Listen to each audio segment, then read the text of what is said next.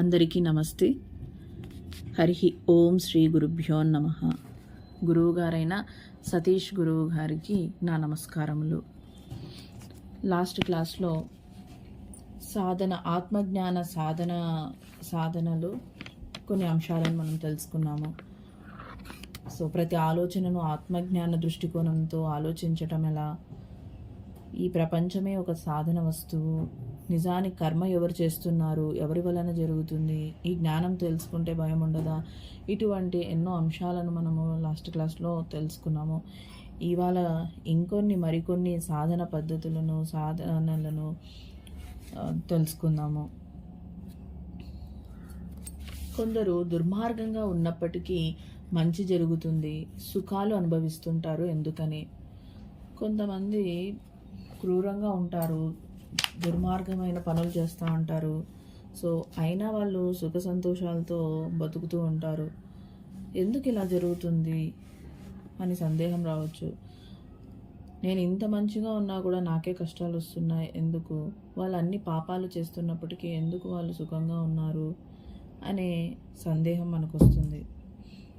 So మనం పుణ్యం చేసుకోవడం వల్ల సుఖాలు భోగాలు అనుభవిస్తూ ఉంటాము. సో పాపం చేయడం వల్ల దుఃఖాలు కష్టాలు అనుభవిస్తూ ఉంటాము. పూర్వజన్మలో యొక్క పుణ్యఫలం అనేది కొంత మిగిలి ఉండడం వల్ల ఈ జన్మలో వాళ్ళు ఆ పుణ్యాన్ని తీసుకొని దుర్మార్గపు పనులు చేస్తున్నప్పటికీ వాళ్ళు సంతోషంగా సుఖంగా ఉంటున్నారు. పూర్వజన్మ యొక్క పాపకర్మములు మనవి ఎక్కువగా ఉండడం వల్ల ఈ జన్మలో మనము కష్టాలు దుఃఖాలు అనుభవిస్తూ ఉంటాము. పుణ్యం చేస్తున్న కొద్దీ ఇప్పుడు పుణ్యం చేస్తున్నామంటే ఆ పుణ్యం నెక్స్ట్ జన్మకు వస్తుంది, అవసాన కాలంలో మనకు భగవంతుడు ఇస్తాడు. కానీ పూర్వజన్మలో కొంచెం పాపం ఉంది కాబట్టి ఆ పాపాన్ని ఆ పాప కర్మను తగ్గించడం కోసము మనకు కష్టాలను దుఃఖాలను పెడుతూ ఉన్నాడు భగవంతుడు, వస్తూ ఉన్నాయి, వాటిని అనుభవిస్తూ ఉన్నాము. అలా దీనికి కారణం గత జన్మలో చేసుకున్న పుణ్యం మాత్రమే. సో కాబట్టి ఆ పుణ్యం అయిపోగానే కష్టాలు దారుణంగా ఉంటాయి. ఇదే విషయం ప్రహ్లాదుని తండ్రి అయిన హిరణ్యకశిపుడు చేసే దుర్మార్గాలను తట్టుకోలేక విష్ణుమూర్తిని ప్రార్థిస్తే, ప్రస్తుతం హిరణ్యకశిపుడు చేసిన తపస్సు పుణ్యం అనేది ఇంకా ఉంది, అలాగే నా భక్తులను ఇంకా కష్టాలు పెట్టితే ఇంకా పాపం పెరిగి పుణ్యం అయిపోయేదాకా మనం ఏమీ చేయలేము, కావున ఓర్చుకోవాలి అంటాడు మన శ్రీకృష్ణ భగవానుడు. ఎప్పుడైతే పుణ్యం నశిస్తుందో సర్వవ్యాప్త విష్ణుమూర్తి స్తంభం నుంచి వచ్చి సంహరిస్తాడు. ఆయనకు అయిపోయింది, పూర్వజన్మ పుణ్యఫలం అయిపోయింది. ఆ తర్వాత విష్ణుమూర్తి స్తంభం నుంచి వచ్చి ఆయన్ని చంపేస్తారు. ఆ కథ అందరికీ మనకు తెలిసిందే. అలా కావున గత జన్మలో ఉన్న పుణ్యం కారణంగా దుర్మార్గులు పాపం చేసినా కలిసి వస్తుంది, మంచే జరుగుతుంది, వాళ్ళదే చెల్లుబాటు అవుతుంది అని మనం వారిలాగా తప్పులు చేయటం మొదలు పెడితే, అంటే పులిని చూసి నక్క వాతలు పెట్టుకున్నట్టు పాపం మనం మూటలు పెట్టుకోవాలి. సో కాబట్టి జాగ్రత్తగా మనం వ్యవహరించాలి, జాగ్రత్తగా ఉండాలి. అటువంటి దుర్మార్గపు పనులకు మనం దూరంగా ఉండాలి. మనం ఎల్లప్పుడూ ఎరుకతో ఉండాలి.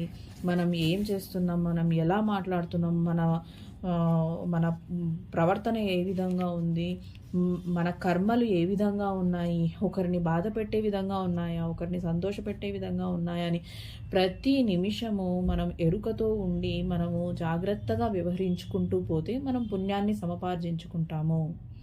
సో కాబట్టి మనము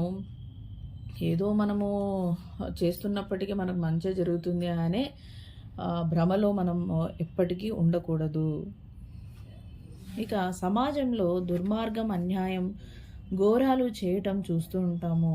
ఇవన్నీ ఎలా మనము తట్టుకోవాలి అంటే, ఈ సృష్టిలో ఆకు కదిలినా కూడా కర్మ ప్రకారమే జరుగుతుంది, అవునా?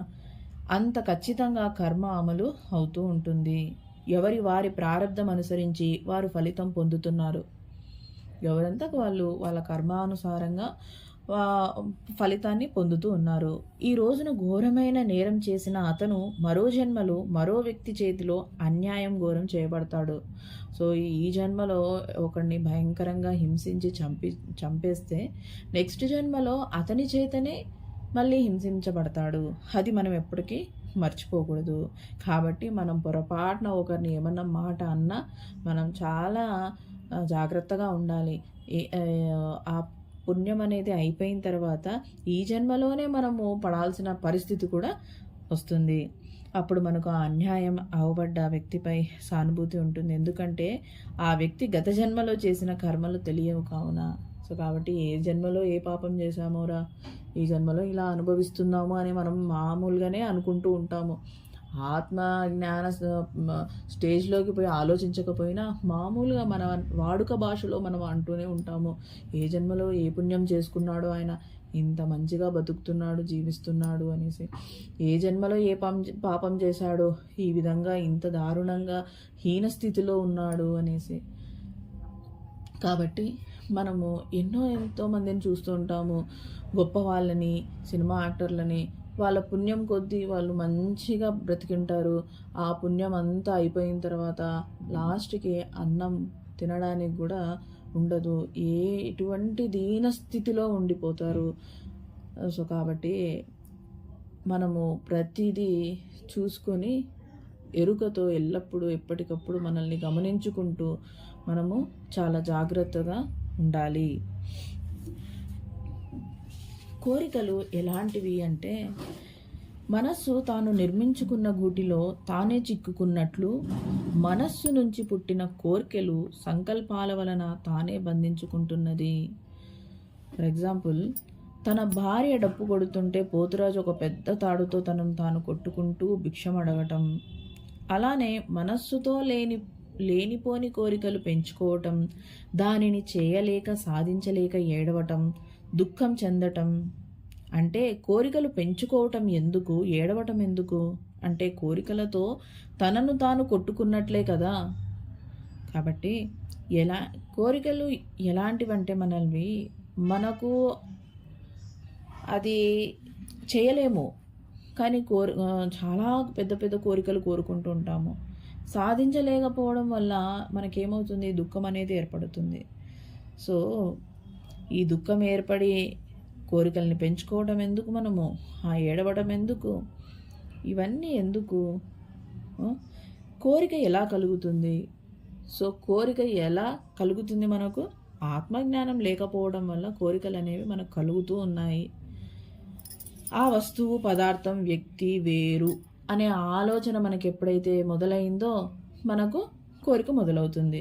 నేను వేరు అనే పోలిక వల్ల మనకేమవుతుంది, కోరిక అనేది కలుగుతుంది. కావున అది పొందాలి, అది నేను ఎలా అయినా సాధించుకోవాలి, చేజెక్కించుకోవాలి అనే తపన అనేది, కోరిక అనేది ఉంటుంది. అది మనకు దొరకనప్పుడు ఏమవుతుంది, అసంతృప్తి కలుగుతుంది, మనకు తృప్తి ఉండదు, అసంతృప్తి.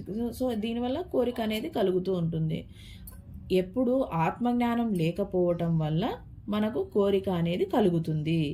అంటే ఆత్మజ్ఞానం లేకపోవటం, ఆత్మజ్ఞానం ఉంటే ఏమవుతుంది, ఆ వస్తువు, పదార్థము, ఆ వ్యక్తి వేరు అనే భావన అనేది ఉండదు. ఆత్మజ్ఞానం ఉంటే అది నేనే, ఆ వ్యక్తిలో ఉండేది నేనే, నాలో ఉండేది నేనే, ఆ పదార్థంలో ఉండేది నేనే, నాలో ఉండేది నేనే, ఆ వస్తువులో ఉండేది నేనే, నాలో ఉండేది నేనే అనే జ్ఞానం అనేది, ఆత్మజ్ఞానం తెలియటం వలన మనకు వస్తుంది, సమానము అనేసి. దానివల్ల ఏమవుతుంది, నేను ఒక్కటే అని విచారణ చేసినప్పుడు సంతృప్తిగా, తృప్తికరంగా ఉంటాము. అప్పుడు కోరిక అనేది కలగదు. సో ఎప్పుడైతే అది వేరు, నేను వేరు అని ఎప్పుడైతే భావిస్తామో, ఆ మనిషి వేరు, నేను వేరు అని ఎప్పుడైతే ఆలోచిస్తామో, అప్పుడు మన కోరిక కలిగి నేను ఎలా అయినా సరే దాన్ని, ఆ వస్తువుని, ఆ వ్యక్తిని నేను పొందాలి, నేను కోరుకోవాలి అనే కోరిక అనేది మనకు కలుగుతుంది. కాబట్టి ఈ కోరికలు అనర్థాలకు కొన్ని కోరికలు మంచిగా ఉంటాయి, కొన్ని దారుణంగా ఉంటాయి. అవి చాలా అనర్థాలకు దారితీస్తాయి, పాపపుణ్యాలకు లెక్కజమ కడతాయి. కాబట్టి కోరిక అనేది మంచిగా మనం కోరుకోవాలి. ఆ, సో ఆత్మజ్ఞానం లేకపోవటం వల్ల ఈ కోరికలు అనేవి మనకన్నీ వస్తున్నాయి. ఆత్మజ్ఞానం ఉంటే ఆ వస్తువులో ఉండేది నేనే, ఆ వ్యక్తిలో ఉండేది నేనే అనే భావన మనకు కలుగుతుంది. అప్పుడు మనం తృప్తికరంగా ఉంటాము. సో అప్పుడు కోరికలు అనేవి అవుతాయి. ఇక వింతలు విచిత్రాల ఆకర్షణ నుంచి బయటపడటం ఎలా? సో వింతలు విచిత్రాలు ఈ ఆకర్షణ నుంచి మనం ఏ విధంగా బయటపడచ్చు అంటే, ఒక యోగి ఒక సరస్సు ఒడ్డున తపస్సు చేసుకుంటున్నాడు. ఆ చెట్టు నుంచి ఒక ఆకు క్రింద పడి ఆకులో సగం చేపగాను మరో సగం పక్షిగాను మారిందంట. సో చేప నీటిలోకి పోవుటకు ప్రయత్నం చేస్తుంది, పక్షి ఎగురుటకు ప్రయత్నం చేస్తుంది. ఈ వింత ఆశ్చర్యం చూస్తూ యోగి తపస్సు చేయడం మానేసినాడు. ఇదంతా గమనిస్తుంటూ ఆయన పాటికి ఆయన తపస్సు చేసుకోకుండా ఆ ఆకును చూసుకుంటూ కూర్చున్నాడు. ఆ చేప నీటిలోకి పోతుందా, పక్షి ఎగురుతుందా, దాన్నంతా గమనించుకుంటూ ఉన్నాడు. అలా కాకుండా ఆ యోగి ఆకు, చేప, పక్షి అంతా సర్వవ్యాప్తం నేనే, అంటే నేను అంతటా ఉన్నాను, అలాగే నాకు సర్వశక్తి సర్వవిజ్ఞత ఉంది, అందులో ఒక ఆకు చేపగా పక్షిగా మారటం గొప్ప ఏముంది, అందులో ఏముంది, అన్నిట్లో భగవంతుడిని నేనే అనే ఆ భావన ఎప్పుడైతే కలుగుతుందో మనస్సుకి అని మనస్సును విచారణ వైపు మళ్ళిస్తే తపస్సు చెడిపోయేది కాదు. సో మనం ఆ విధంగా ఆలోచించుంటే ఇందులో ఏం వింత ఉంది, సృష్టి మొత్తం నేనే, సృష్టి మొత్తం భగవంతుడే, పరమాత్మయే అనే ఆలోచన ఎప్పుడైతే వచ్చిందంటే అతను మనశ్శాంతిగా ప్రశాంతంగా తపస్సు చేసుకునేవాడు ఆ యోగి. అలా కాకుండా ఇవన్నీ ఆలోచించుకుంటూ కూర్చున్నాడు. చేప, ఆకు, ఇంకా పక్షి ఎగురుతుందా, నీళ్ళలోకి జారిపోతుందా, సో ఎట్లా వచ్చింది ఆకులో నుంచి, ఆ విధంగా ఆలోచిస్తున్నాడు. అతని తపస్సు మాత్రం ఎగిరిపోయింది. కాబట్టి ఈ ఆకర్షణలకి, వింతలు విశేషాలకి మనము లొంగకూడదు అని మనం గ్రహించాలి, తెలుసుకోవాలి. భగవంతుడి సృష్టి, పరమాత్మ అన్ని సృష్టించినవే, ఇందులో విశిష్టత ఏముంది, విచిత్రం ఏముంది అని మనము గమనించి మన పని మనం చేసుకుంటూ పోవాలి, మన సాధన మనం చేసుకుంటూ పోవాలి. అలాగే ఈనాడు 5 నిమిషాలు ఫోన్ లేకుండా ఉండే పరిస్థితి. కళ్ళ ముందు 4K HD టీవీలు వచ్చిన, 3D సినిమా చూసిన, ఏదైనా ఒక గ్యాడ్జెట్ ఓ మంచి పని చేసిన, రోబో కనిపెట్టిన, ఓ మంచి వస్తువు ఒక ప్రయోజనం కోసం కనిపెట్టిన, మంచి గ్రాఫిక్స్తో కూడిన యాక్షన్ సినిమా చూసిన, అది నా సర్వశక్తి సర్వవిజ్ఞత యొక్క గొప్పదనమే, అది నేనే, నీది కానప్పుడు వింత, నీది కానప్పుడు వింత, అవన్నీ నేనే అనే భావనలో ఉంటే మ్యాజిక్లు నిన్ను ఆకర్షించాలి. నీది కానప్పుడు మ్యాజిక్లు నిన్ను ఆకర్షించాలి, అంతే కదా. నీవే అవన్నీ అయితే ఆశ్చర్యపోవాల్సింది ఏమీ లేదు. మనస్సుని దానిని చూడాలని, పొందాలని, అనుభవించాలని కోరుకోదు. ఎప్పుడైతే మనము ఆ భావనతో ఉన్నట్లయితే మనము అవి చూడాలి, అవి ఏంటి వింత విశేషాలు అని నేను అనుభవించాలి, అవి నేను దానితో ఆడుకోవాలి, అవి పొందాలి అనే కోరిక అనేది ఉండదు. సో ఈ విధంగా మనము ఆత్మజ్ఞాన స్థితిలో ఉండడం ద్వారా ఈ వింతలు విచిత్రాలు ఆకర్షణల నుండి మనము ఈజీగా బయటపడవచ్చు. ఇక అవసరం లేని, ఉపయోగం లేని విషయాల పట్ల, వస్తువుల పట్ల, వ్యక్తుల పట్ల జాగ్రత్తగా ఉండాలి. ఫర్ ఎగ్జాంపుల్ ఒక స్టోరీ ఏంటంటే, తపస్సు చేస్తున్న ఋషికి ఇంద్రుడు వచ్చి ఒక కత్తి ఇచ్చి దీన్ని జాగ్రత్తగా కాపాడమని, కొన్ని రోజుల తర్వాత నేను తీసుకుంటాను అని చెప్తాడు. ఇక ఇంద్రుడు చెప్పాడు కదా అని దానిని ఋషి ఎక్కడికి వెళ్తే అక్కడికి తీసుకెళ్ళటం జరిగేదన్నమాట. అది చాలా జాగ్రత్తగా పెట్టుకోమన్నాడు కాబట్టి కత్తిని ఆ ఋషి తీసుకెళ్తూ ఉండేవాడు. కత్తి చేతిలో ఉండటం వలన దారిన పోయే చెట్లను నరికివేయడం జరిగేదన్నమాట. ఊరికనే ఉంటాయా మన చేతిలో? ఉండవు. కాబట్టి ఆ కత్తితో ఆ చెట్లు, ఆ కొమ్మలు కటింగ్ చేసుకుంటూ పోయేవారు ఆయన ఋషి. సో అలా కోపం అనే గుణం పెరుగుతూ వచ్చిందనమాట. మనసులో కోపము రావడం వల్ల ఏం జరిగింది, ఇక అడవిలో జంతువులు అవన్నీ ఉంటాయి కాబట్టి ఆ కత్తితో జంతువులను కూడా హింసించటానికి సిద్ధపడ్డాడు ఆ ఋషి. ఆ కత్తితో ఆ కత్తిని ఉపయోగించి జంతువులను కూడా వేటాడి చేయడం జరిగింది. అలా ఆ తపస్సు చెడిపోయింది. ఇంకా తపస్సు ఏముంది, గోవింద. అందువలన అక్కర్లేనివి అనవసరమైనవి తీసుకోరాదు, కొనరాదు. మనకి ఏవైతే అవసరమో అవే మనము వాడుకోవాలి. ఇవి ఇంట్లో ఉంటే తెలియకుండానే వాటిని వాడాలని, చూడాలని కోరిక కలిగి సమయాన్ని వృధా చేసుకోవడం జరుగుతుంది. సో అనవసరమైన వస్తువులు మనం ఇంట్లో పెట్టుకుంటే ఏమవుతుంది, ఒకటికి బట్టి 4 టీవీలు, 4 సెల్ ఫోన్లు, 4 ట్యాబ్లు ఉంటే అరే అవన్నీ వేస్ట్గా ఇంట్లో పడున్నాయి అనేసి తలా ఒక ఫోన్లు, ట్యాబ్లు పెట్టుకోవడం జరుగుతుంది. సమయం అంతా వృధా అయిపోతుంది. కాబట్టి మనకి ఏది అవసరమో, ఎంత అవసరమో అవే ఇంట్లో పెట్టుకొని చాలా జాగ్రత్తగా వాటిని ఉపయోగించుకుంటూ సమయాన్ని వృధా చేసుకోకుండా భగవన్నామ స్మరణలో ఆత్మజ్ఞాన స్థితిలో ఉండడానికి మనం ప్రయత్నం చేస్తూ ఉండాలి.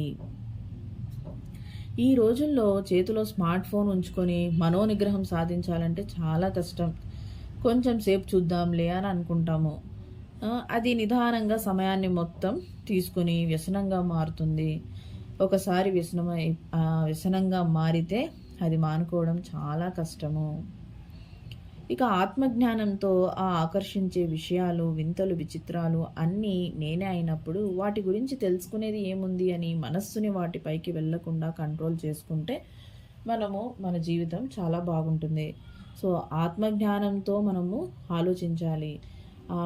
ఆకర్షించే వస్తువులు, విషయాలు అవన్నీ నేనే అయినప్పుడు నాకు వాటితో ఏం పని ఉంది అని మనం ఎప్పుడైతే మన ఆలోచనల్ని, మన కోరికల్ని, మన మనస్సుని కంట్రోల్ చేసుకుంటామో అప్పుడు మనము ప్రశాంతంగా జీవించగలుగుతాము. సో అవసరం లేని, ఉపయోగం లేని విషయాల పట్ల, వస్తువుల పట్ల, వ్యక్తుల పట్ల మనం ఈ విధంగా ఎరుకతో, జాగరూకతతో మనం ఉండాలి. ఇక ఆత్మజ్ఞానం తెలుసుకుంటే పని చేసేటప్పుడు నాణ్యత పెరుగుతుందా, తగ్గుతుందా అని మనం ఆలోచిద్దాము. ఆత్మజ్ఞానం తెలుసుకుంటే పని చేసేటప్పుడు నాణ్యత పెరుగుతుందా, తగ్గుతుందా, క్వాలిటీ ఆఫ్ వర్క్ అనేది ఏ విధంగా ఉంటుంది మనం ఒకసారి ఆలోచిద్దాము. నా పని నేను చేసుకుంటున్నాను అంటే మురికిగా ఉన్న పాత్రలలో ఉన్నది నేనే, కడిగే వ్యక్తిలో ఉన్నది నేనే.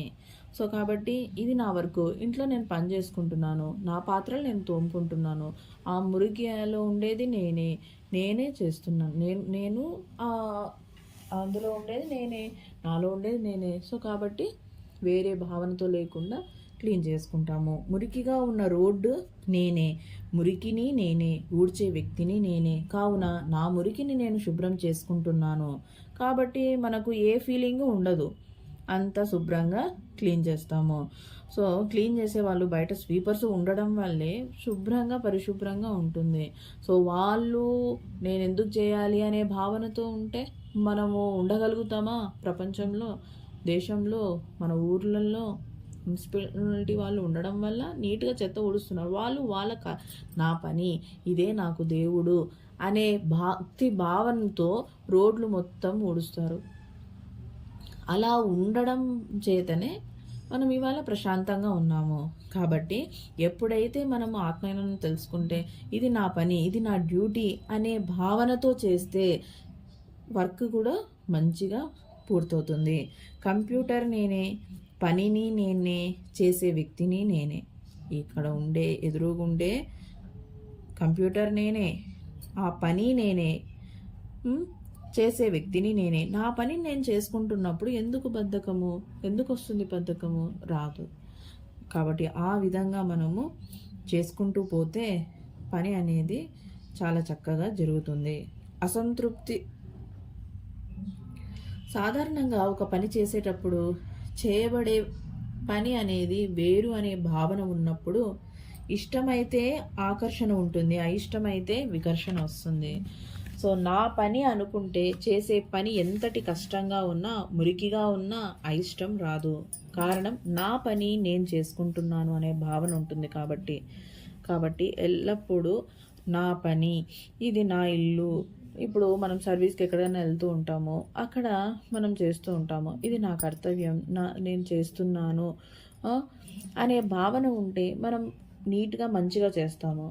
అలాగే ఇంట్లో కూడా మన పని ఇది, నా కర్తవ్యం, నా ధర్మం అని మనం ఇంట్లో పనులు కూడా చేసుకుంటూ చక్కగా వెళ్తే అంతా మంచిగా ఉంటుంది.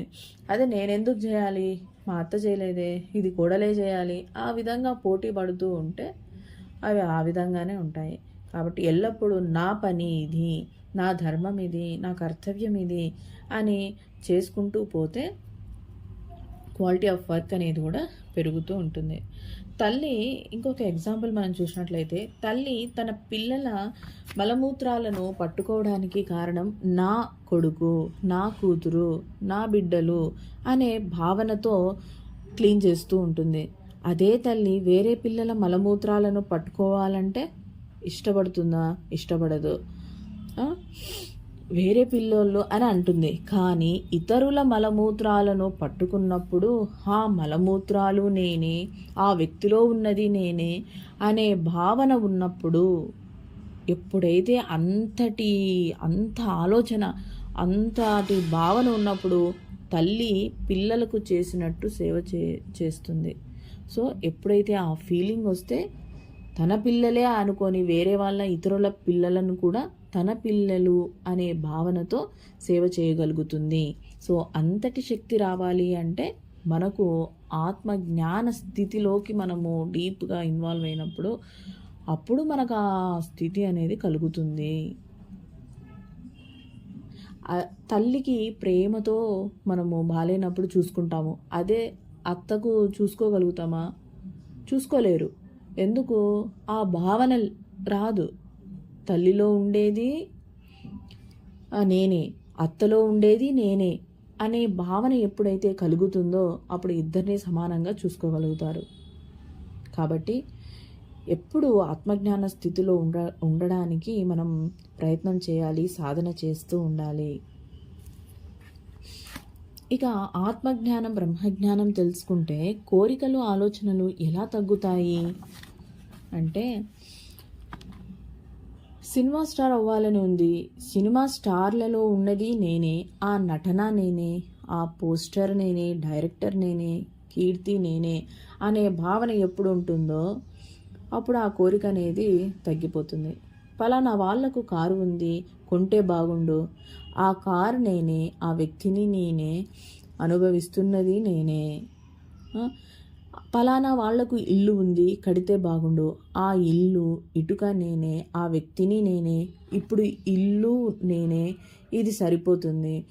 ఈ శరీరానికి ప్రారంధం ఉంటే ఇల్లు కట్టుకునే స్తోమత కూడా వస్తుంది. సో మనకు పలానా వాళ్ళకు ఉంది, మనం కూడా కట్టుకుంటే బాగుంటుంది అనే భావన రావచ్చు. కానీ మనకు మన ప్రారంధ కర్మలో ఇల్లు అనేది ఉంటే మనకు ఏ విధంగా అయినా ఇల్లు కట్టుకునే స్తోమత అనేది మనకు కలుగుతుంది. ఓకే, ఇక కోరికలు కలగాలంటే నీకన్నా మరొకటి ఉండాలి, వేరుగా ఉండాలి. ఈ సృష్టిలో నీవు తప్ప ఇంకొకటి లేనప్పుడు దేనిని కోరుకోవాలి? ఈ సృష్టిలో ఉండేది నువ్వే. నీవు ప్రతి వస్తువులో, ప్రతి దాంట్లో ఉండేది నీవే అని ఎప్పుడైతే ఈక్వల్గా భావన, సమాన దృష్టి, సమభావం కలిగి ఉంటావో అప్పుడు ఇంకా వేరే దానికి ఎందుకు కోరుకుంటాం? మనము కోరుకోము కూడా. సో కాబట్టి మనము కోరికలు కలగాలంటే, మన కోరిక వచ్చింది అంటే మనకు ఓహో అది వేరే, నేను వేరే అనే భావన కలుగుతుంది మనకు. అప్పుడే మనము కోరుకుంటాం, ఓ నాకు అది కావాలి, నాకు అమ్మాయి కావాలి, నాకు అబ్బాయి కావాలి అనే కోరిక కోరుకుంటాము. అతనిలో ఉండేది నేనే, నాలో ఉండేది నేనే, ఆమెలో ఉండేది నేనే, నాలో ఉండేది నేనే అన్నప్పుడు మనకు ఎందుకు కలుగుతుంది కోరిక? కలగదు. కాబట్టి ఈ సృష్టిలో నీవు తప్ప ఇంకొకటి లేనప్పుడు మనం ఇంకా దేనిని కోరుకుంటాము? కాబట్టి ఆత్మజ్ఞాన స్థితిలో ఉన్నప్పుడు కోరికలు, ఆలోచనలు ఈ విధంగా తగ్గుతాయి మనకు. ఓకే, ఎలా తగ్గుతాయి అనుకున్నాం కదా. సో ఈ విధంగా మనకు తగ్గుతాయి. కోరికలు కలగాలంటే నీకన్నా మరొకటి ఉండాలి, వేరేది ఉండాలి. కానీ మనం ఇక్కడ ఏమంటున్నాము, ప్రతిదీ ఆత్మనే, ప్రతిదీ పరమాత్మనే, నాలో ఉన్నది అక్కడ ఈ గోడలో ఉండేది, ప్రతి దాంట్లో ఉండేది నేనే అనే భావనతో, సమభావంతో చూసుకుంటూ ఉన్నాం. కాబట్టి మనకు ఆటోమేటిక్గా కోరికలు అనేవి మనం తగ్గించుకుంటూ వస్తాము. ఒకవేళ ఏమైనా కోరిక ఉంటే అది నెరవేరడం కోసం మళ్ళీ మనం జన్మ ఎత్తాలి, తీసుకోవాల్సిందే. ఓకే, ఇప్పుడు ఫర్ ఎగ్జాంపుల్ చింతపండు పచ్చడి అంటే నాకు చాలా ఇష్టము, అది లేకపోతే ప్రాణం గిలగిల్లాడుతుంది అనేది మనము లాస్ట్ స్టేజ్లో అనుకున్నాము అంటే అప్పుడు ఏమవుతుంది, మనకు చింతకాయలో పురుగుగా నెక్స్ట్ జన్మ తీసుకోవాల్సిందే. పలానా వ్యక్తి మీద పగ, దానిని తీర్చుకోవటం కోసం కొడుకుగా, కూతురుగా, భార్యగా, భర్తగా, అన్నదమ్ములుగా దగ్గరుండి వేధిస్తారు. సో మనం ఎవరి మీద అయినా మనము కసి పగ పెంచుకున్నాము అంటే మళ్ళీ నెక్స్ట్ జన్మ ఎత్తి మనం తీసుకోవాల్సిందే, తీర్చుకోవాల్సిందే. కొడుకు అంటే ఇష్టం, వాడి గురించి ఆలోచిస్తాను, ప్రాణం పోయేటప్పుడు కూడా కొడుకు గురించే తలిస్తే తపన పడుతూ ఉంటే కొడుకుకి అవసరమైన ఏదో ఒక దాని విధంగా మళ్ళా జన్మ తీసుకోవాల్సిందే మనము. సో కాబట్టి వీలైనంత వరకు మన కోరికలను మనం అదుపులో పెట్టుకోవడానికి మనం ప్రయత్నం చేయాలి. సో ఆత్మజ్ఞాన దృష్టితో, సమభావ దృష్టితో మనము చూసినట్లయితే మనకు మ్యాక్సిమం కోరికలు అనేవి మనము తగ్గించుకుంటూ రావచ్చు. ఈ విధంగా మనం తగ్గించుకోవచ్చు. ఇంకా పురుష ప్రయత్నం ఎందుకు అంటే, పురుష ప్రయత్నంతో ఆత్మజ్ఞానం, బ్రహ్మజ్ఞానం ఎందుకు వినాలి అంటే, పురుష ప్రయత్నం గెలవాలి కాబట్టి. సో వినటం వల్ల జ్ఞానం పెరిగి అసంతృప్తి తగ్గి సంతృప్తి పెరుగుతుంది. తద్వారా కోరికలు అనేవి కలుగవు. కోరికలు శూన్యమైనప్పుడు మనకి ఇంకా జన్మ అనేది ఉండదు. సో పుణ్యం పాపం కూడా ఆత్మజ్ఞానం వలనే జీరో అవుతాయి. సో మనకెప్పుడు ఈ పుణ్యపాపాలు, పాపపుణ్యాలు జీరో అవుతాయి అంటే ఆత్మజ్ఞానం వినడం వల్ల, మన కోరికలు లేకపోవటం వల్ల మనకు పాపపుణ్యాలు బ్యాలెన్స్ అవుతాయి. సో దీనిని మోక్షం అని అంటారు. ఓకే, ఎగ్జాంపుల్ ఉదాహరణకు భగవాన్ రమణ మహర్షి గారు కోరికలు ఆయనకి ఏమీ లేవు.